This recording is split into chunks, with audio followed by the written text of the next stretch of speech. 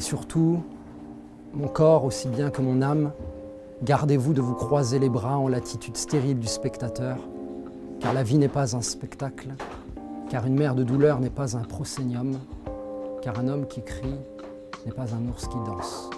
Aimé Césaire. Ça, c'est mon livre fétiche. D'ailleurs, ce n'est pas un livre, c'est une cathédrale.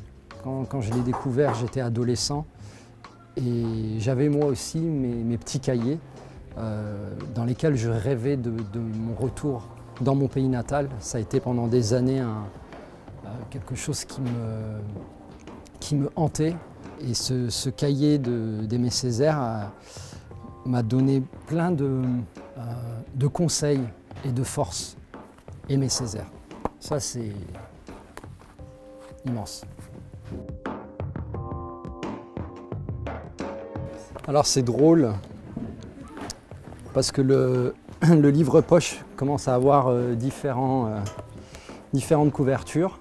Ça, c'est une couverture que j'aime beaucoup, qui a été dessinée avec de la latérite, donc qui renvoie aussi à l'histoire du roman. Ce livre est traduit dans plus d'une quarantaine de langues, donc il y a plein de couvertures en fonction des pays, des cultures, et c'est très intéressant.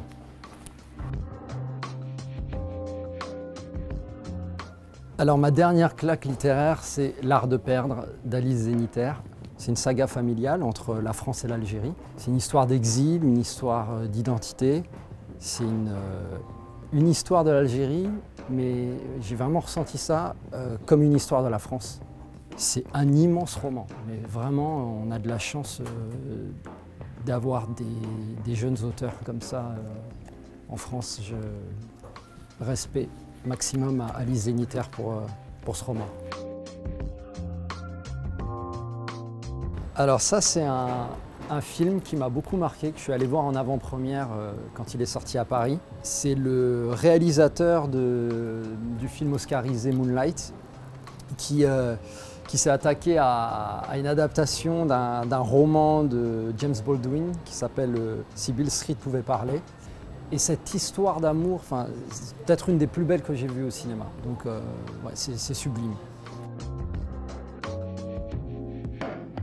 Je ne regarde pas beaucoup de séries parce que ça demande du temps. Et bon, malheureusement, pour l'instant, j'en ai pas beaucoup.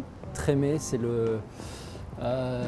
David Simon, le réalisateur de Wire. Si vous aimez la musique, si vous aimez le jazz, la Nouvelle-Orléans, le Congo Square, les brass bands, et puis surtout le questionnement sur toute l'actualité américaine, parce que là on parle des inégalités sociales, raciales. Il y a tout ce mélange, c'est un bouillonnement, c'est baroque, c'est beau, c'est poétique, c'est Trémé.